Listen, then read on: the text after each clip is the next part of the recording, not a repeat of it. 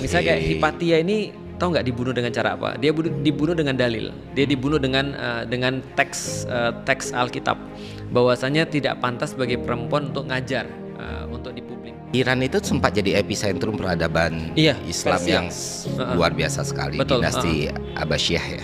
Betul. Yang melahirkan Khawarizmi, Ibnu Sina dan Ibnu Sina dan segala macam. spesifik ilmuwan yang emang Ustadz pelajarin kan. Betul. Dan kukira itu akan sangat bermanfaat sekali untuk orang-orang tahu sebenarnya apa yang terjadi waktu itu. Karena House of Wisdom ini kan orang bilang mungkin perpustakaan, perguruan tempat belajar. Baitul Hikmah. Baitul Hikmah ini jadi tempat orang-orang bisa ngekritik pemikirannya Aristoteles, Plato dan lain sebagainya. Sebenarnya kenapa ini semua bisa jadi gede banget dulu dan kenapa ini semua akhirnya hancur dan kita mundur gitu. Aku jadi ingat tadi follow the money, kata Plato ya. Iya. All war is for money. Iya. Setidaknya kira-kira begitulah ya. Oke. Tentang Iran, pertama konsep Baitul Hikmah ataupun Iran ketika jadi pusat peradaban dalam hal sains di dalam Islam itu terjadi di masa Sunni.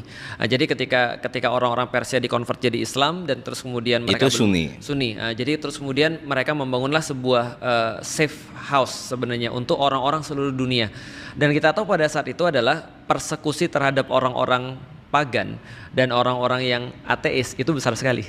Oh, justru oleh Barat. Oke. Misalnya contoh ya, salah satunya walaupun ini terpaut jauh banget daripada waktunya ya. Ada satu film judulnya Agora. Itu berbicara tentang Hipatia. Hipatia ini adalah seorang ilmuwan cewek yang waktu itu sangat jarang sekali dan dia ngajarin para calon-calon raja dan calon-calon birokrat. Dia ngajarin matematik dan dia bahas banyak sekali tentang ilmu-ilmu alam, tapi dia ateis. Karena pada saat itu kekristenan sedang merajalela waktu itu, dan sedang dalam dark age-nya ya kan. Betul. Kita tahu Kristen kan disupres ya sama pemerintah sampai sekitar tahun 325 ya.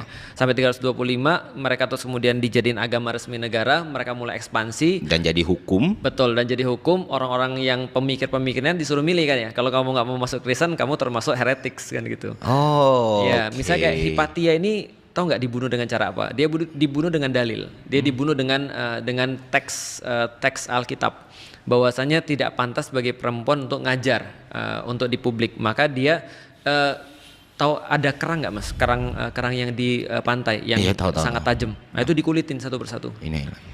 Terus dimutilasi.